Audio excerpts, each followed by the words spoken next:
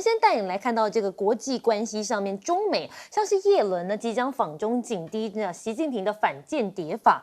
那么我们可以看到呢，其实他这一回要来访中缓和美中关系，继布林肯之后，大陆也宣布了，美国财长叶伦6号就要到中国大陆去了。叶伦说，我们需要就彼此分歧的地方进行讨论，以免产生误解，即使会带来一些经济成本。美国财政部的官员也讲到了，叶伦预计会见了中国副总理何立峰，预计不会出现重大的突破，就是先缓缓两边的关系。但我们来看到的是，6号就要来访北京了，那么他将关切中国扩大实施的反间谍法。中国的反间谍法生效，其实让很多外国企业不安，一举一动可能都会被定罪。新版的反间谍法呢，是投靠间谍组织及其代理人，针对国家机关、泄密单位或者是关键讯息、网络攻击等等，都会被认为是间谍活动。德国之声就说了，大陆的反间谍法生效，让外企忧心忡忡。中国政府可能比以前更容易有类似的行为来定罪，所以当然现在大家都剉了一蛋。但现在美国前贸易官员就讲话，他说呢，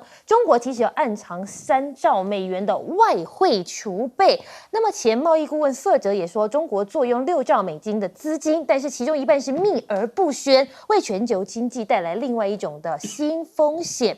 但是现在拜登跟习近平，是不是美国鱼与熊掌都想要兼得？美国中情局局长就讲到了，跟大陆脱钩真的很蠢。他说呢，美国应该试图分散供应链，去风险化才对，而不是完全脱钩。大陆副主席韩正也说了，单边主义、保护主义没有出路，去风险不合作才是最大的风险。而美国呢，现在科技制裁的手法还没落幕哦，美中科技协议用声浪喊卡。那么专家废除协议，说拒绝引狼入室。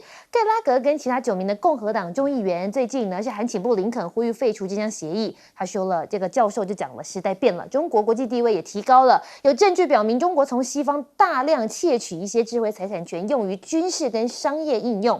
除了提升出口限制之外，现在艾斯摩尔还可能限制敏感的国家求职者。他说，我们积极呢对于的裁定结果表示满意。除了伊朗、叙利亚跟古巴，还有中国、俄罗斯等20个国家公民也在艾斯摩尔可以拒绝雇员的范围里面。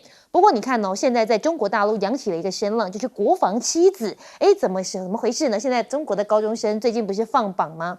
那么很多的画面都可以显示出，很多人呢现在都选择进入这些国防大学。透过我们的画面可以看到，但是这一对双胞胎的女儿就考入了国防大学，家人是敲锣又打鼓。那么不止这一对双胞胎的女儿，他们选择进入了国防大学，包含了像是呢，这有一对兄妹705分跟710分考上了国防科大，他们还拒绝了清华、北大的10万块奖学金，都要去念这国防妻子。可以看得出来，现在在中国已经蔚为风潮了，甚至呢还有一个大陆的学生呢，以625分他这样子的高分来保送国防大学。那么有人就说了，外甥690分想要报西工大，被舅舅痛骂说国防妻子凭什么来跟清北比？好，现在在大陆呢扬起了这样的声浪。我们先来请教一下亮哥，我们先从头开始看叶伦访中这件事情，你觉得会为中美关系带来什么样子的改变？我要看他是不是也愿意表达善意了。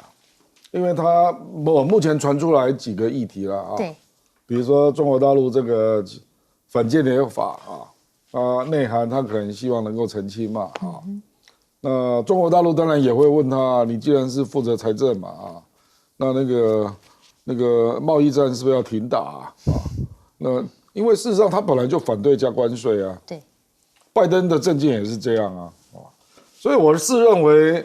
除非叶伦在美国的重大政策上做调整那我认为现在最有空间调整的就是关税因为事实上拜登、叶伦、贺锦丽都反对贸易战那科技战就比较难了坦白讲，科技战也不是归他管的啦，他是财政部长对那基本上他也包括，因为何立峰接副总理。就接刘鹤的位置所以本来中美就有那个每年的首席经济幕僚的高峰会本来就有所以他也想了解一下中国的想法比如说这个到底经济要怎么做货币政策对全球经济的看法等等。可是因为他去蛮多天的，对，他7月6号去到9号去蛮多天的4天3夜啊，那应该会见蛮多人的，所以就让人家更觉得他应该要讨论一些具体的问题。所以可能还有一些隐藏版的行程。也不是隐藏版啦，也是会公开啦，这个没什么好秘密的啦，只是说总会谈一些具体的问题吧，比如说贸易战的关税啦，比如说可不可以买一点美债啦之类的啦，这些啦啊。我认为反间谍法是这样啦，就跟那个中国大陆刚公布的对外关系法一样啊，因为还没有真正有个案嘛，对，所以现在都是大家在猜啦，比如说有人在说，你没有定义什么叫间谍啊，他不是这样定义的啊，他是间谍什么？他是定义什么叫间谍行为啊？他是用行为法来定义，说你这些行为不能做啊。那这个到底会不会这个株连很大了啊？因为如果这样的话，那外资企业当然会害怕嘛，就是我是不是动不动会碰到红线啊？那我不知道，比如说我要收集中国的相关资料，我才能判断可不可以投资啊？对，或者我的企业的对手，发展到什么程度？那你如果是做高科技业或者是金融业，那你更可能会收集到一些资料，就是到底那个是不是红线啊？我觉得这个可能要实施之后，你才会比较能够具体判断不然坦白讲啦，文件啦、数据啦、资料啦，或者你策动了某些这个跟国家工作人员的接触啦，这个接触是不是牵涉到情收啦？坦白说，这个就是要看具体的个案啦。那中方当然就认为他没有那个意思啊，所以我是觉得这跟那个对外关系法也是一样啦。就很多人就说，那这个荷兰现在要禁你的 ASML 那个阿斯麦尔的那个 DUV 嘛，那这算不算啊？那你是不是要立即对荷兰政府做反制啊？因为它的用语是有权对你采取反制措施，对。可是有权在我们台湾法律上就是得的意思嘛，不是应嘛，对不对？那我怎么知道哪一件事你要反制？这就变成有一些不确定性，也有一些模糊的地带了，所以当然就会有人问这样的问题啊。了解，不过我们来请教一下林玉芳委员哦，委员你怎么看？现在大陆呢似乎吹起了一个国防自主的风潮吗？因为现在很多的高中生都选择进入的是国防体系的大学，是不是已经悄悄改变，甚至还赢过清华、北大，成为他们的第一志愿了？对，就中国大陆基本上是一个管制的一个社会了所以他们透过很多的宣传那个解放军的形象是相当程度被美化而且也的确有很多的年轻人在那个国防科技上面有非常杰出的表现你像这个卫星或是飞弹、航空这些什么，有很杰出的表现，非常非常的年轻。甚至有一次，他们有一个计划，太空计划，是一个女孩子，云南的一个少数民族的一个女孩子，非常年轻，大概30岁出头而已。她是指挥整个的这样一个计划，所以你看，那透过电视拍出去，给他们的感觉是什么？给一般的人的感觉，这就是英雄嘛！所以我觉得，尤其中国大陆现在在努力提升军人的地位，因为他有非常强烈的不安全感。他认为说，这个我要把最优秀的人才吸引到军中里面来，为未来可能爆发的武力冲突做准备，尤其是跟美国。所以他很多的战争的准备是以美国当榜样，所以美国也吸收了很多人才他们的军中那你看中国大陆在过去的去年的这个1月到今年的1月，它整整增加了60枚核子弹。你认为60枚核子弹是来对付台湾的吗？不是嘛，是要吓阻美国的嘛。对，所以他现在就是要把所有的尽可能把一些精英集中在国防工业里面、国防体系，包括军中里头，提升他们的荣耀感，然后增加他们的那种才华的发挥啦，让他的总体的作战的能力可以大幅度的提升。这样，尤其他有一个不安全感是什么？那很多的芯片拿不到。比较进步的、比较高阶的晶片，他拿不到；比较高阶的很多国防科技跟什么量子这个什么电脑这些有关的，他现在都拿不到，所以他非常的担心。他就认为说，我要恢复到以前，我关着门我就把原子弹给搞出来了。啊，我关着门2弹1星我都把它搞成功了。闭门造车。他现在开始有一点要回到一个，就是说最坏的状况，就是我回到50年代、60年代，我关着门，我都要把我的这个国防的力量把它建立起来。那2弹1星在当时真的是一个很大的计划，而且被他做成了，全世界都吓一大跳。所以他认为说，历史如果回到以往，好，再一次重现呐、那我们又受到很大的封锁，受到很大的打压，我们就要靠自己的力量要突破。其中最重要就是军事科技，军队这个方面。对，了解。那我们再来请教一下韩彬哥，你又是怎么看呢？尤其现在呢，美国前贸易官员还讲到说，其实中国暗藏了3兆美元的外汇储备，很多东西都是秘而不宣的，你怎么看？美国一直都指责中国大陆的金融不够透明，军事也不够透明，所以让他非常非常担忧。但是美国真的很透明吗？美国所有东西都是公开让大家看的吗？所以我觉得每一个国家大概都有它隐藏的一些秘密啊。那当然，对中国的发展中来讲的话，它一定会隐藏某一些东西在这里头，包括它的国防预算也好，或者是其他，因为它编制的方式跟西方也不太一样，所以就会让西方觉得说它在藏匿某一些东西。那当然就是各自解读的不太一样的问题。那我觉得这种东西永远都是互相指责，其实对整个事情没有什么太大的意义。那你去把他那3兆找出来啊，找出来给大家看看到底在哪里啊，也不能用嘴巴随便讲讲嘛。那只是说现在这个反间谍法，叶伦感到忧心，我觉得没有什么好忧心的，因为他到底要就像亮哥刚刚讲，他到底要怎么做你也不知道。那说真的啦，以过去美国所指责的，他反间谍法又不是现在才有，他以前就有，只是现在又新修了。对，那他过去还不是要抓，也还不是照抓了，那跟现在的差别到底在哪里呢？那实际上叶伦如果这样会担心的话，你怎么没有担心美国呢？因为美国用各种不同的法律，现在对华人在进行各种，包括华人在那边念书的人、教授，甚至已经不是第1代的华人、第2代的华人，他们都开始采取怀疑的态度，然后限制他进入某一些场合或者是某一些领域。那请问一下，你们自己的又是根据什么法令呢？美国还不是随时需要什么东西为他们的政治服务，就定出这些法律出来吗？所以我觉得这种东西担忧都没用了。我觉得就是看未来他们怎么执行，执行的东西是不是有过当，我觉得再来讨论了。那但是中美之间这种对抗本来就是无可避免的。那只是呢，我觉得这一个罗拉多大学教授鲍义德他讲一个很有趣。他说：“时代变了，中国国际地位显著提高，有证据表明中国从西方窃取了大量智慧财产权，用于军事商业应用。”这句话在告诉你什么意思？你知道？过去因为中国地位比较低，无所谓，现在就很重要。现在不一样，现在他可能会挑战我了。我觉得他讲得很明白啊，就是你现在已经变成我们的威胁，你现在会挑战到我的地位了，所以我要开始加紧对你防范。美国现在整体的态度就是这样子，非常明白啊。那所以中国大陆现在也在做一些相应的处理嘛。那当然，这个国防七子这个东西。最近很夯哦，对，最近很夯。那有一些人宁愿不选清北，然后要去选国防七子。其实这跟他们最近这几年开始鼓舞爱国心啊，还有他们现在失业率也很高，你念这些学校出来比较好找工作也有关系。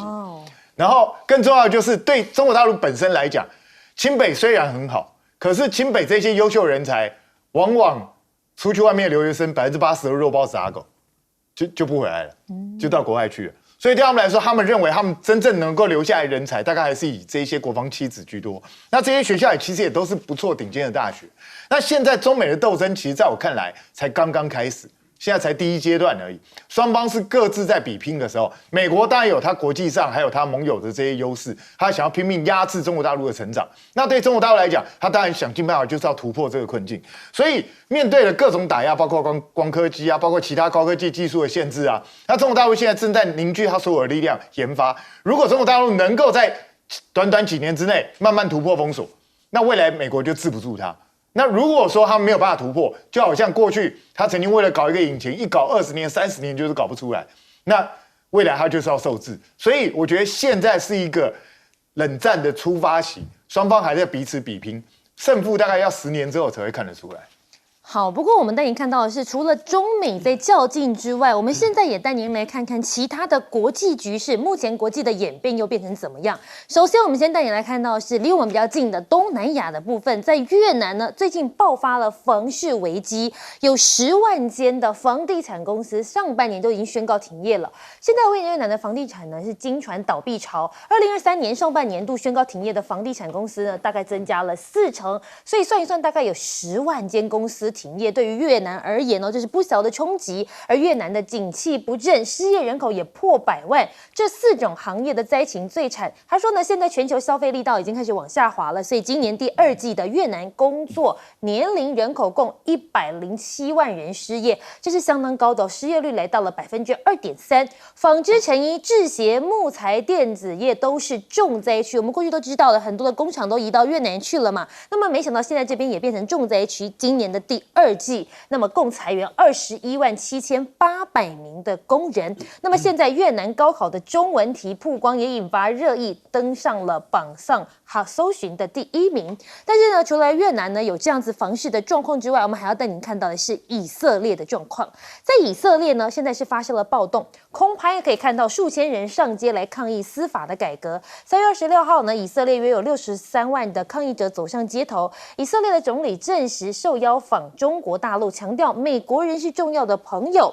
但是我们可以看到，美国国务院正在以资助以色列反政府、反司法改革的抗议活动，这是不是有相关？现在外界也都在极力的关注。不过我们还是要持续带您关心到欧洲的情况。在法国的暴动呢，持续在进行当中。法国暴动第5夜已经初估有719人被捕。马赛夜间的冲突更是激烈了。那么法国也派出了很多的警察去维持秩序，包含了在香榭大道呢都可以看到他们的踪影。法国内政部说，经过统计，暴动在第5晚已经逮捕了719人，前一晚大概有1300人被捕。那么全国动乱迈入了第5夜。巴黎的南郊市长家中也遇袭，他的老婆呢带着2个孩子赶快逃出来，因为他们都已经受伤了。巴黎城市拉伊莱罗斯呢，当地的市长家中遭到汽车直接这样冲撞，而且是烧毁。那么现在在法国非裔青少年遭到警枪来乱杀，引发暴乱。外婆希望说，还是希望现在能够恢复社会的平静。暴民只是利用17岁的奈尔遇害，找借口来搞破坏。奈尔的家人还是希望社会可以能够安定，而被射杀的就是他非裔的少年奈尔。那么呢？他现在被警方枪杀，引发6夜的暴乱。马克宏也呼吁赶快恢复秩序吧。马赛市长呢，现在也跳出来说，因为暴乱生意受损的商人将获得200万欧元的补偿。马克宏也讲到了，将会会见国会领袖，预计会受到暴乱的影响的220多位地方首长，然后他们也会来了解一下现在的状况。不过我们等你看到的是德国总理肖兹，现在呢他们是邻近国家，当然也会关注了。那么呢，肖兹就说了，马克宏昨天因为国内动乱的问题，决定延后对德国的访问。原本他们要去找他，他深信法国总统会设法确保情况迅速改善。不过，除了法国现在动乱的很严重之外，还有一个议题就是乌俄战争了。乌俄战争之前还记得吗？一日叛变的瓦格纳集团，现在他的首领普里格金是不是惨了呢？普京受到兵变的挑战 ，CIA 说美国招募间谍就是一个非常好的时机。瓦格纳武装叛变显示，普京发动战争所造成的腐蚀性作用。俄国对乌克兰的战争不满，正在创造一个中情局招募间谍的难得机会。趁着瓦格纳兵变，俄罗斯的人就讲到了普里戈金将获得巨资之后行为脱轨。那么呢，国家的电视台在俄罗斯呢，他们也讲到了瓦格纳受到超过新台币大约3046亿元的国家资金哦。那么他们的领袖普里戈金因为大笔金额而行为脱轨，过去他是普京的厨子，现在兵变被封杀，千名员工可能也会遭到鱼池之殃。现在首脑处境更险峻了，瓦格纳兵变失败，普里戈金现在旗下的媒体控股集团直接停业。普里戈金的媒体控股集团爱国者媒体呢，宣布即将停业，是不是也是受到叛乱的影响？我们先来问一下亮哥，你看这个国际局势这么大的改变，从东南亚到欧洲到乌俄，你怎么看这个越南现在面临到的危机？越南这个相当麻烦啊，是因为他对房地产这10几年来的炒作，政府几乎都没有介入管理啊。他2010年到2022年12年房价涨了15倍，是。那在胡志明有部分的房子房价超过东京银座的房价，超过深圳的房价，你就知道有多离谱了啊！那当然就是大家后来感受到危机嘛，对，那这个就是从美国升息开始的。事实上很多事情都是美国升息引发的啦，我跟你讲啊，就刺破了那个泡沫啊，然后大家就开始警惕啊，然后就纷纷抛售，结果说搞到所有的房地产现在都没有办法经营了，就没有人要买嘛，对，因为大家都觉得一定会跌嘛，那一定会跌，就导致了目前这个状况嘛，几乎都是停止营业的状况了啊。那你也知道，房地产不能让它倒啊，倒了银行怎么办？这一定有一堆是房贷，对，那又会联动到银行，所以越南政府现在是头痛的要命啊，他也不知道怎么办啊。那所以前一阵子那位越南前总理阮春福不是下台吗？对，那联动到跟一个华裔的女企业家嘛，不是在炒房吗？啊，就是人家就认为他们之间有政商关系啦啊。那现在就换上了范明正啊，那范明正本来就是一个。他坦白讲，他就是公安出身的，他是公安的中将啊，所以坦白说，现在正想要打房，可是还没有打房就已经乱成一团了啦。对，因为根本没有人敢买嘛，太贵了啊，那就觉得还会再掉，那还会再掉呢，又怕引起银行的问题嘛，所以现在就有点，坦白讲，比中国还要严重。中国大陆房地产已经很多人都认为过热或者太贵。越南这个已经是离谱到不可思议的程度啊！它的房价超过深圳的，你想一想，我讲胡志明被炒作成这样，可是现在失业的问题也是相对来讲也是好严重哦。不，那个房地产本来就是会创造很多就业嘛。事实上，中国大陆现在有人做了统计嘛，说16到24岁的都市的失业人口，29岁以下高达将近16到24岁的失业人口高达20%。就是都市地区了啊。对，那我认为跟房地产业也有关系，跟互联网也有关系啊。所以中国大陆现在也想要对互联网做一些松绑嘛，所以有一些行业可能会回归啦，比如说线上教育啦，或者是线上游戏要多发几张牌吧啊，不然你还限制游戏的那个，因为它要有编号才能够发行嘛。对，那前一阵子坦白讲，对腾讯也限制的蛮紧的啦，所以就是有些都是矫枉过正啦，就是他有问题没有错啦，可是打过头了要回来这样啊。可是他跟越南是不一样的，中国大陆是我认为它的房市还在可控的范围内，对，那越南真的已经是失控了。越南我真的不敢讲啊，因为从来没有看过这样的一个局面啊。不过那现在那个法国也是面临到一个有点失控的状态，亮哥你怎么看？这完全不一样。这个对，它不是经济上面，但是它的这个那个就是我刚刚因为跟赖老师同场啊，赖老师是留法的，他说法国因为不管是那个二战让阿尔及利亚那个参加那个充援兵啊，或者是就最近几十年来那个吸收北非跟西非的劳工，因为他缺工嘛，对，导致他的穆斯林人口现在高达690万。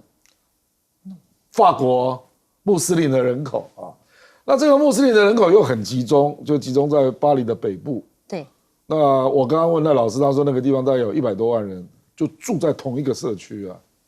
而且因为宗教不一样嘛，对，所以就产生了自己的社区体系啦，包括他的这个我们那个宗教的领袖啦，等等等啊。那他们现在就觉得他们被这个主流社会排斥了。那明明就是在法国出生，都是讲法文的，对，可是他就觉得处处都被排斥啦，被欺负啦，所以这次参与暴动的平均是17岁，都是算是2代的，几乎都在这2代的啦，那还有第3代的，就是基本上就是法国人嘛，可是他觉得他没有办法融入，这个可能有种族问题，也有宗教问题，那长期就是，可是他们都住在一起，所以这个问题相当严重了，就是说它已经成型了，而且在某些地方，比如说巴黎有好几个区嘛，它有一些区人口超过90%，就集中嘛。对。那比如说在马赛，那伊斯兰的就差不多有3成，所以这种问题一旦开始浮上台面的时候，这个我觉得恐怕就要有很大的作为才有办法处理了。好，那么休息一下，广告回来之后再带您继续来讨论国际议题。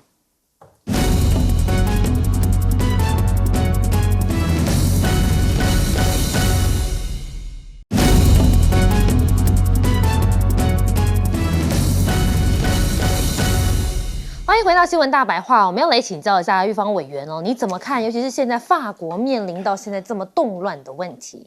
大概在1967年有一本很有名的书被出版了，叫《Burden of Empire》，叫做《帝国的负担》。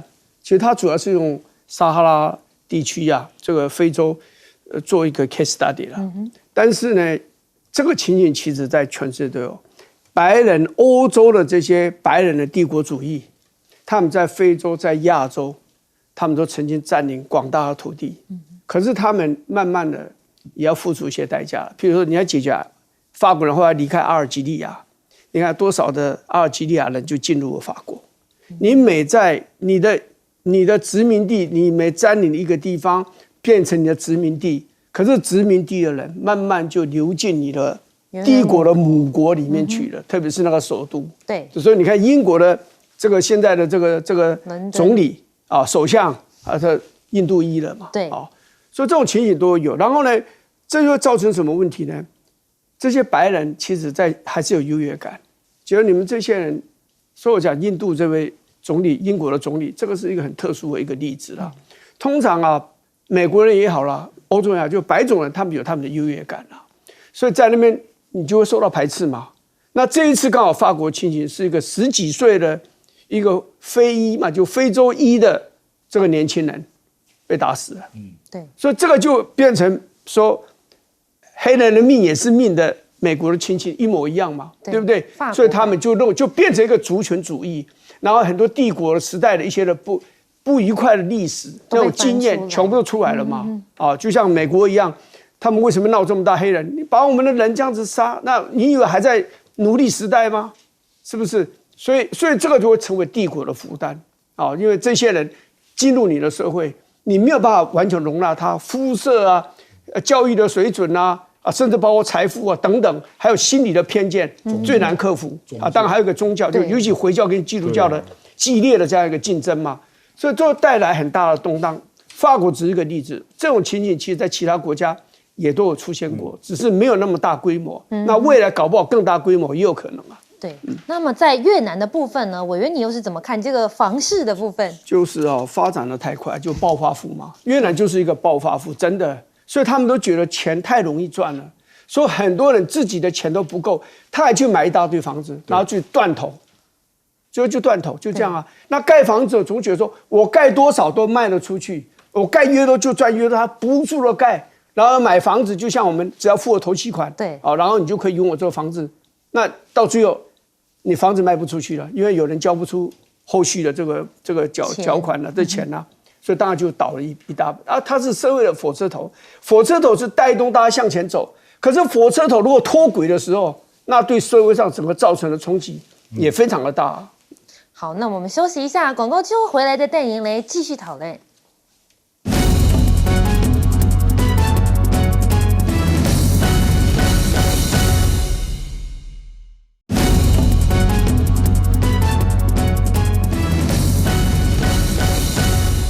韩明哥，现在这个瓦格纳集团领袖普里格金真的是惨了吗？他的情况当然很不妙啦，因为你毕竟是发动叛变嘛。对，发动叛变之后，不管你们事后是怎么和解的，那一个军头一旦手上的兵权慢慢被拔掉之后，他就要面临危险。而且他哪里不好跑，还跑去白俄这个俄罗斯自己的势力范围。他现在基本上他接下来的下场，我看是不太容易会很好了。因为你看他的媒体现在也被抄了嘛，那他自己原来的那个餐厅就那种餐厅产业那些也都开始被管制起来了，所以他看起来情况很不妙。但是他不妙是本来就可以预测到，只是我觉得美国人也真的是蛮奸诈，这个时候故意要讲说，来，这个时候刚好可以招兵买马，进场好时机。你看从一开始那个时候这个叛变刚开始被弭平的时候，那个美国马上就说什么我要引渡普里格金。那是干什么？那个其实就是要普里格金的命，他要普里格基的命是干什么？其实他就希望俄罗斯发生内斗。那现在 CIA 的那个局长为什么突然要讲说我们现在可以招兵买马啊？很多人愿意为我们效力，他在干什么？他在故意挑拨离间，他要让普丁疑神疑鬼。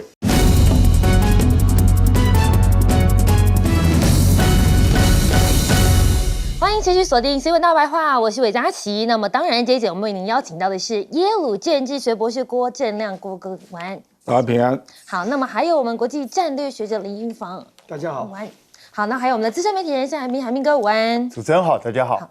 那我们今天呢，要带您从国内呢来谈到国际的话题。不过国内当然呢，现在国内正夯的就是选战议题了。那选战议题还有就是侯友宜现在因为民调一直落后，换侯的声浪不断，尤其是今天郭董又有动作了。我们那里来看到的是换侯质疑的声浪现在是不断，现在有新闻报道直接指出叫侯友宜退选，传出郭营打给李乾隆逼侯下郭上。他说呢，这6月底挺郭人士在郭家密会郭营的操盘手也就是前立委林炳坤曾经打给国民党的前党秘书长李乾隆，放话说叫阿侯退选啦，还说你们民调一直起不来，到底要怎么选？而李乾隆呢也回应了，他是讲到了一件事，他说林炳坤并没有要求要侯友宜退选，但是确实有提到民调没有起色，很难选得下去啊。但是林炳坤真的是郭台铭的操盘手吗？恐怕不尽然，因为他是亲郭人士。那么朱立伦就说了，前天才跟他呢在高雄聊很多，林炳坤也很关心国民党这次怎么团结大家。林跟侯也是好朋友呢，他第一次听到这个消息，结果忽然问到侯友宜说，你有没有听到换侯的声浪？他说，哎呦，我怎么没听过这件事情呢？我跟乾隆兄也是蛮熟的呢。那么目前讲来讲去点了这么多人，就是这个被点名的林炳坤没有出来。那么现在金小刀出鞘要来救侯友宜，但是是不是也压不住换侯的声浪呢？传出挺郭派已经串联超过一半的常委，希望能够在全代会前来撤换侯友宜。那么真的是有可能吗？我们现在也来看到是，现在侯友宜的民调垫底地方没有力挺，主力还是助力，猪马系统挺侯友宜，不让柯文哲有弃保操弄的空间。民调不断显示侯友宜现在是第3之后，挺侯要角就说了，新北已经有挺侯不必太用力的说法，加上先前有立委参选人狂蹭柯文哲被操作成弃侯保柯，新北挺侯支持者也不满，所以要角就建议了，这个时候侯营应该大动作，不如办一个万人造势来拉高声势，说同舟一命，想把跳船的人一举给他踢下船。那么金溥聪现在出手，到底能不能救侯友宜？吴子嘉就讲了，7月底有这个民调，可能这个状况100%是不会变了。那么金溥聪出手到7月底，侯友宜民调一直落后，他认为就是会成为第3。那么郭台铭有没有可能出来独立参选呢？尤其是今天郭台铭跑到了台南去，来帮这一个要选立委的参选人站台。他说不是站台，是拜访，因为不能用站台这件事情。郭台铭是怎么讲的？一起来听听看。我今天等于说，再次回到江湖的第一站，就选择台南，所以有味道，希望改变台湾，希望改变。各位说对不对？对。我们希望大家来支持我，来改变台湾，好不好？观众朋友，你有听出来吗？重出江湖的第一站，有人说这个江湖是不是就是要出来选的起手式了？而且他说他现在嗅到一个味道，就是要改变台湾。大家说对不对？好不好？那么当然了，很多人都说好了。那么现在郭台铭是不是蓄势待发？那么侯友宜又怎么看呢？侯友宜就说了，你不要忘了，郭台铭之前不是选举的时候初选有说他会信守承诺，那么支持赢的这个人，他说，我们拜关公的都很重承诺，应该是不会吧？重情重义也是重承诺的人才会一起来拜关公啊，似乎是希望这郭台铭不要有动作。那么我们带你看到是不是不放弃2024呢？郭台铭现在动作那么暧昧，他的声量当然有改变。那么1个月的声量已经来到好几波的高峰，而且都是破万哦。尤其呢是像6月30这个时候也冲到了15000多笔。不过我们带你来看到一个非常有趣的现象，网络的关键字，当然你看郭董加油4个大字就在这边，但是同步也有一个大字呢，叫做最严是什么意思呢？引发外界无限的联想。那么现在侯友宜面临最大的问题就是，那张椅子让他已经变成侯友移动椅子的侯友宜。那么现在桌椅都会自己挪动，很正常，这样子的说法也被网友拿来哭诉。一天能结束的新闻，现在随着侯友宜的回复，似乎又引发了讨论。我们来请教一下亮哥，你怎么看这个郭董跟侯友宜现在两个人，尤其郭董的重出江湖？侯友宜今天也出了很多手啊，他刚刚对了很多重大议题都做了表态，这算放大决吗？算，我刚刚就看到连续好几波了啊，这个符合中华民国宪法的9·2共识，对，他终于说出来了啊，然后这个核2、核3研议，对，他公开说了能源政策，然后要废除 NCC 啊，那刚刚我看到第4个议题。说他如果当选，他就义务役恢复到4个月。对，这4个议题都很大啊。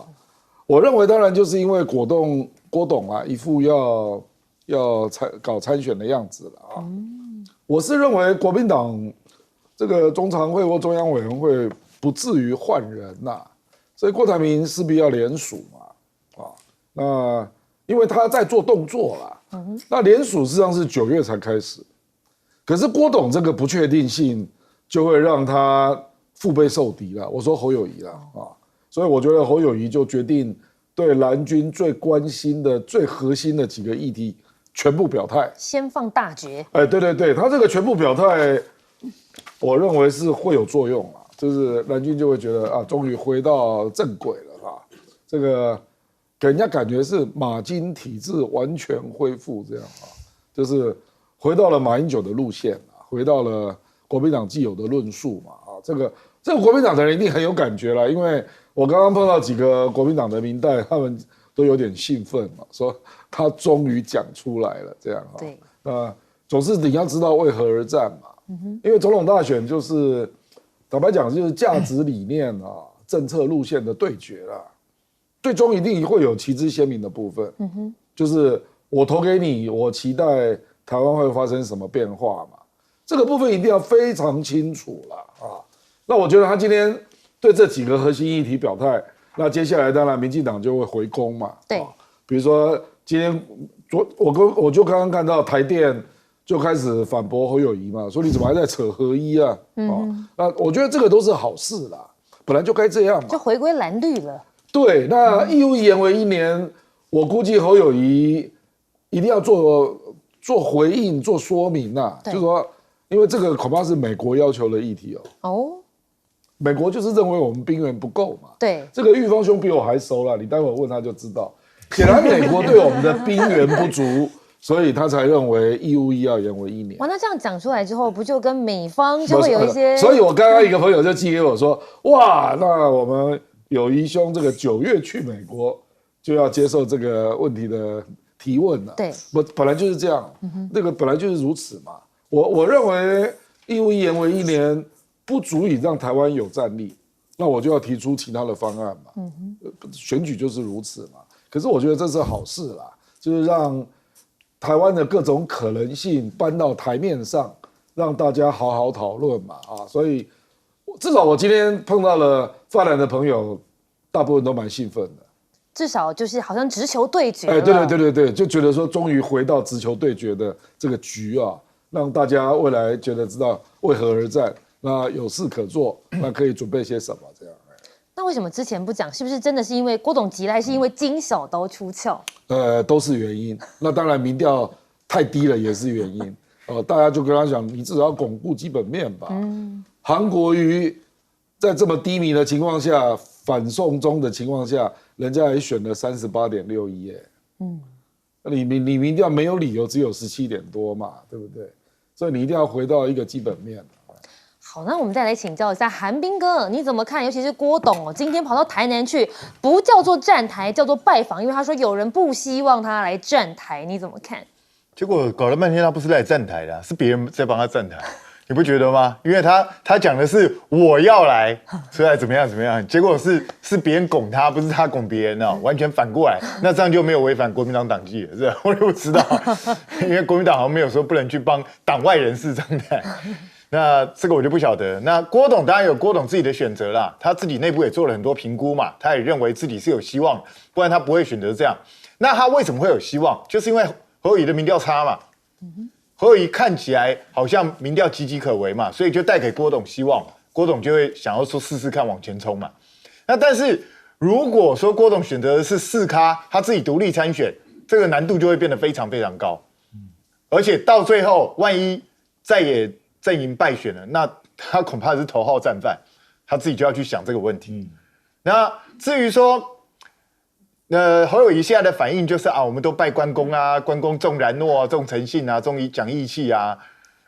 我觉得现在讲这个已经没什么意义了。那韩冰哥，你看这个网络关键字，马上有人帮郭董加油，但同时有2个字也很夯，叫做罪人，你怎么看？这个一定是相伴而生的嘛，因为郭董上一次就已经违背过承诺了，那这一次如果再来一次的话，那一定会让很多人更不爽嘛。那当然，我相信他还是会有基本的支持者在。那可是这些支持者，第一个够不够让你当选？第二个，你背着这样的一个罪名之后，你怎么样去开拓其他的票源？这个对郭董来讲本身都是问题啊。所以我觉得郭董自己要去想清楚。那放心，郭董也是精算师，他会去算什么样的情况对他最有利。那他现在在我看来，其实还是一种试探，他不断的在试探。那为什么会试探？就是因为我刚讲的侯友宜的民调差，所以他才有试探的空间嘛。今天侯友宜如果是民调冲到30%几。郭台铭还有什么试探空间？所以不要去怪郭台铭要试探，而是要怪侯友宜自己为什么不强。那今天我们看到了侯友宜噼里啪啦全部都讲，我们等着他之前好像在那边撑，不知道在撑什么，从5月17号一直撑到1个多月，结果选择1天全部把它放出来。那为什么要讲？理由很简单，时间不等人了嘛，他已经没有剩多少时间了。你们以为那个？想要酝酿把它换掉的那个消息是假的吗？那是真的啊，只是说还没有到像他们讲的声势如此浩大，已经直接准备在中常会就换，是没到那种地步。但是私底下真的有很多人在运作，因为这些人也不是说他真的多挺郭台铭，而是他们很怕自己的立委会受到影响，是因为这样子啊。所以你身为母鸡，你当然有责任要当一只强的母鸡。你就算不能完全带领他们，至少你不要帮他们扣分嘛。对，这是最基本的嘛。所以这就是侯友宜自己要去努力的方向。那今天他会一下乒乒乓乓讲出这个东西来，我认为金小刀在里头的成分很大。对啊，因为你看他讲的那几句话，那不是侯友宜会讲的话，那一看就是金小刀才比较会去讲话。我才不相信侯友宜知道什么叫做符合中华民国宪法的9二共识。那万一民调都起不来怎么办？如果这都已经这样讲了，那民调还是起不来的话，彬哥你觉得怎么办？那我老实说，如果他这种猛药都下来了，民调还没有办法回升，那说真的，那他就真的危险。我讲实在话，因为这个是大家过去等他1个多月都等不来的东西，那他终于讲了，讲出来，当然你也不能只是在某一个节目讲，接下来侯友宜要主动出击，他要不断的到处去宣讲他自己的理念，然后去正面的对决，然后自己要创造声浪。他今天做这件事情至少有一个好事，过去这段时间我们看到一个现象，就是他除了那些弊案啊、什么卫药案啊这些东西他是剑拔之外，其他的议题他几乎都被边缘化，变成柯文哲在跟民党杠。那现在他丢出这个东西之后，民党回应啊，台电也回应了嘛。我相信9二共识这个东西，赖清德也这边也会做回应的。那在这种状况下，就可以拉回来国民党比较希望的蓝绿对决的这样一个态势，这个对侯友宜才有利嘛。因为讲实在话，在野大联盟现在至少在9月以前，都是希望能够越把对方边缘化越好。所以我还是我那句老话奉劝侯友宜，我知道侯友宜到昨天都还在打柯文哲的什么捷运啊这些东西，你现在打这干嘛？一点意义都没有。